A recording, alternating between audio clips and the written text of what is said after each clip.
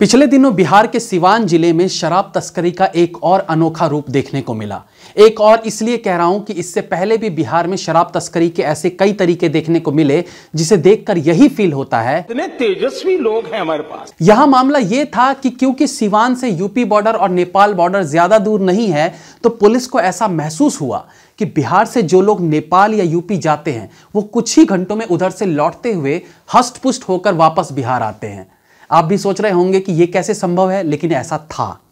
दरअसल वहां से शराब तस्करों ने शराब लाने का एक नया तरीका अपनाया था।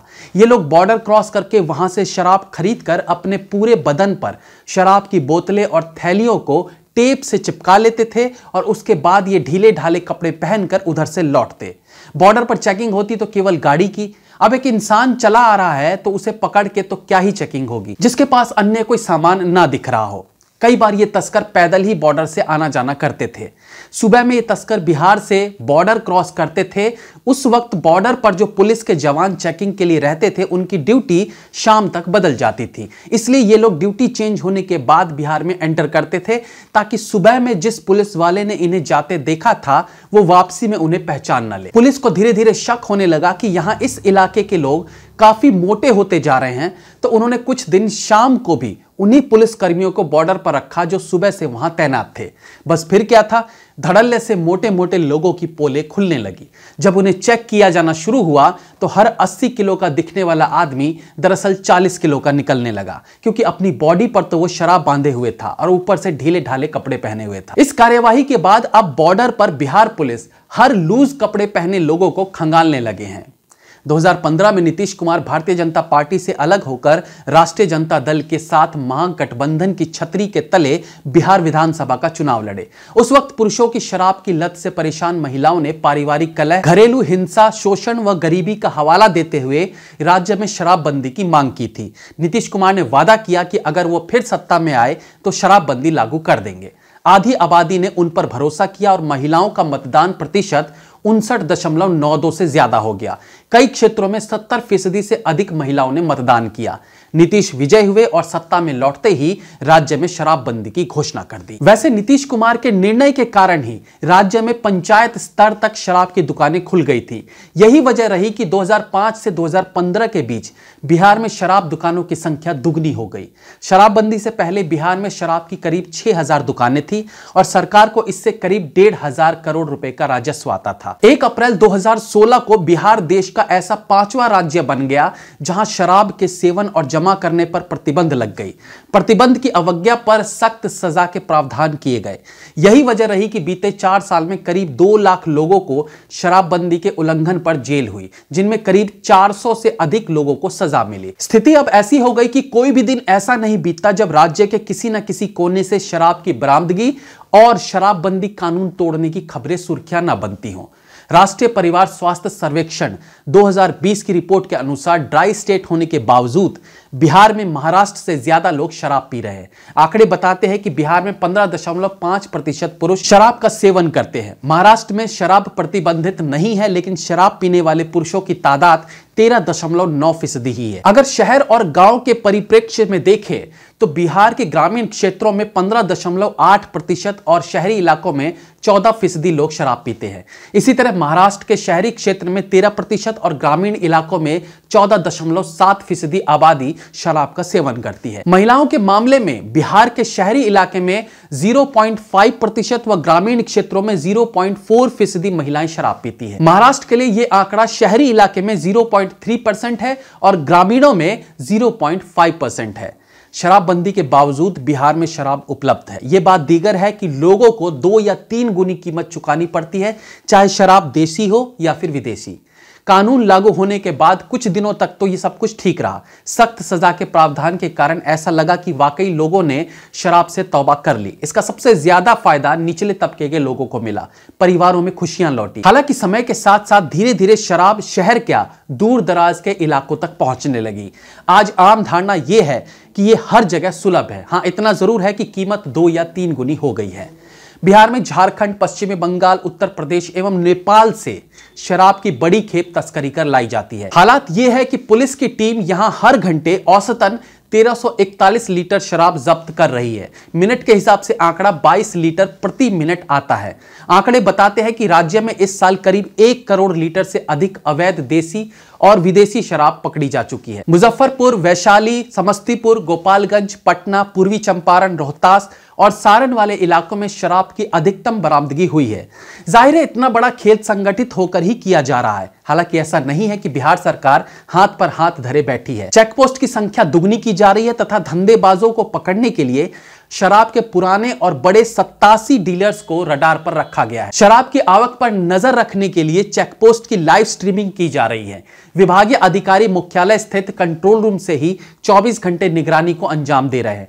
देखा जा रहा है कि चेकपोस्ट से होकर गुजरने वाले वाहनों की यथोचित जांच की जा रही है या नहीं। भारी मात्रा में शराब की बरामदगी से साबित होता है कि शराब व्यापारियों के सिंडिकेट को सरकार नहीं तोड़ पा रही है। आज तक किसी बड़ी मछली को नहीं पकड़ा जा सका। पकड़े गए अधिकतर लोग या तो शराब पीने वाले हैं या फिर इसे लाने के लिए कैरियर का काम करने वाले हैं। इस अवैध कारोबार के फलने फूलने में पुलिस भी पीछे नहीं है। इसका पता तब चला जब साल 2018 में कैमूर में जब्त कर रखे गए 11,000 बोतल शराब के बारे में पुलिस ने अदालत को बताया कि चूहों ने शराब की बोतलें खराब कर दी।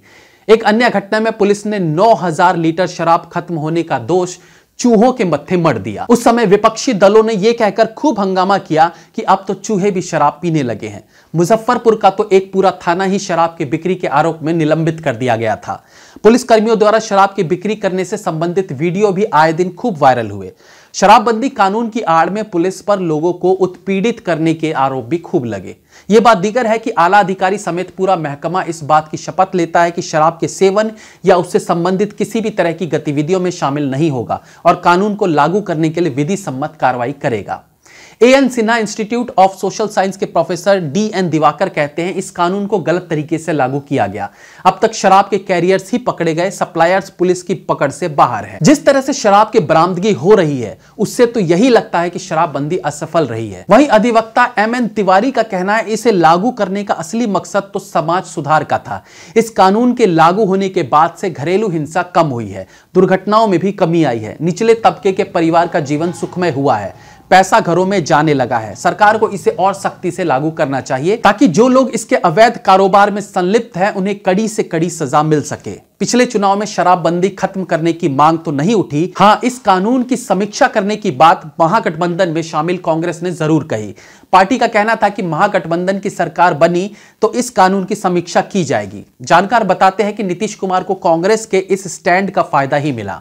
महिलाओं को लगा कि शराबबंदी कहीं खत्म ना हो जाए, इसलिए अपने पारिवारिक अमन चैन की खातिर उन्होंने एक बार फिर नीतीश कुमार के पक्ष में जमकर मतदान किया। वैसे तेजस्वी यादव भी बराबर कहते रहे हैं कि बिहार में शराब की होम डिलीवरी हो रही है। इस धंधे में न केवल माफिया बल्कि पुलिस प्रशासन तथा कुछ राजनेता भी शामिल हैं। पैसे के लोभ में नए उम्र के लड़के लड़कियां पढ़ाई लिखाई छोड़कर शराब की होम डिलीवरी में लग गए हैं। CIABC ने भी सरकार को पत्र लिखकर राज्य के नियंत्रित तरीके से शराब की बिक्री की व्यवस्था करने की मांग की है। उधर राजद नेता शक्ति यादव कहते हैं बिहार में शराबबंदी कानून बिल्कुल फेल है। भारत सरकार के स्वास्थ्य मंत्रालय ने जो रिपोर्ट जारी की है उसके अनुसार बिहार में महाराष्ट्र से ज्यादा शराब पी जा रही है। इसका मतलब यह है कि कानून ढोंग है जिसके जरिए सत्ता संरक्षित भ्रष्टाचारियों ने समानांतर अर्थव्यवस्था खड़ी की है। बिहार में आ रही शराब की बड़ी खेपें पकड़े जाने पर कितने एसपी डीएसपी पर कार्यवाही की गई? इसके जवाब में जदयू के प्रवक्ता राजीव रंजन का कहना था कि शराब के तथाकथित आंकड़ों को लेकर जो लोग शराबबंदी पर सवाल उठा रहे हैं उन्हें दूसरे पहलू को भी देखना चाहिए। आज महिलाओं के चेहरे पर मुस्कान है, सड़क दुर्घटनाओं में कमी आई है, शराब से होने वाली बीमारियों में भी गिरावट आई है। क्या कानून को कुछ खामियों के चलते बदल दिया जाए? जहां कमियां हैं उन्हें दुरुस्त करेंगे। शराबबंदी बिहार की सच्चाई है। यह तो सच है कि किसी कानून को चंद खामियों के चलते बदला नहीं जा सकता। तत्कालिक परिणामों के बदले उसके दूरगामी प्रभावों को देखना ज्यादा हितकारी होता है। हाँ, यह अवश्य ही देखा जाना चाहिए कि वो कौन है जो कानून को ठेंगा दिखा रहे हैं। शायद इसलिए बिहार के पूर्व पुलिस महानिदेशक अभयानंद कहते हैं शराबबंदी की नाकामी में पैसों की बड़ी भूमिका है। चंद लोग बहुत अमीर बन गए हैं, जो लोग पकड़े जा रहे हैं वो बहुत छोटे लोग हैं। असली धंधेबाज या फिर उन्हें मदद करने वाले ना तो पकड़ में आ रहे हैं ना ही उन पर किसी की नजर है। जाहिर है जब तक असली गुनहगार पकड़ा नहीं जाएगा तब तक राज्य में शराबबंदी कानून की धज्जियां उड़ती रहेंगी। अब सवाल यह उठता है कि शराबबंदी करने का जो मकसद था सरकार का, वो कितना सफल रहा। यह फैसला सही था, इसमें कोई संदेह नहीं, लेकिन इसे सुव्यवस्थित तरीके से चलन में नहीं लाए जाने के कारण इसके उल्टे नतीजे देखने को मिलने लगे हैं। पहले से शराब की बिक्री बढ़ गई है, शराबियों की संख्या और पीने की कैपेसिटी बढ़ गई है और अनेकों युवक इस धंधे में लिप्त हो चले हैं। अब शराब से जो कमाई राज्य सरकार की होनी चाहिए वो हरियाणा और आसाम को जाने लगी है। दूसरी बात, पुलिस का एक बड़ा जत्था अब केवल शराब तस्कर को पकड़ने में लगा रहता है, जिससे बाकी के अपराधों में बढ़ोतरी हो सकती है या हुई भी हो। और शराब माफिया जो है वो दबंग और बेखौफ होते हैं। ऐसे में पुलिस कर्मियों की जान पर अलग आन पड़ती है। तो ऐसे में दो ही कार्य वहां किए जा सकते हैं, या तो शराबबंदी हटा दी जाए तो कम से कम राजस्व को करोड़ों का फायदा तो होगा, क्योंकि शराब पीने वालों की संख्या में तो कोई कमी आई नहीं है, या फिर इसे लागू रखना ही है तो फिर प्रशासन को सही प्रकार से सख्ताई करनी होगी, क्योंकि अभी की जो स्थिति है वो धोबी के कुत्ते जैसी है, न घर के न घाट के, न सरकार को कमाई हो रही है और न शराब पीने वालों में कमी आई है। इस पर विचार करने की जरूरत है। जय हिंद, वंदे मातरम।